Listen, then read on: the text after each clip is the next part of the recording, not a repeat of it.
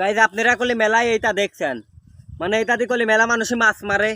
আজকে করলে আপনারা মাছ মারেনি দেখার লেগে আমি চলে আইছি। আর এর মধ্যে কি দিতে বই দেখেন, এক আনা টেকানা মিক্সার মানে মাটি আটা মানে খাদ্য দিয়ে বুঝছেন। এই যে দেখেন এটির সাথে লাগা দেবো ডক করে, মানে বোতলের গোয়ার সাথে ডক করে লাগা দিয়ে এই যে দেখেন লাগা দিয়েছে দেখছেন। আর যে বোতল কলি খালি এখন আপনারা মাছ মাই দেখাবো। বোতল ভরি দেখেন পানি কত দেখছেন, এই যে কচুরের তলেই কলি পাততেছে।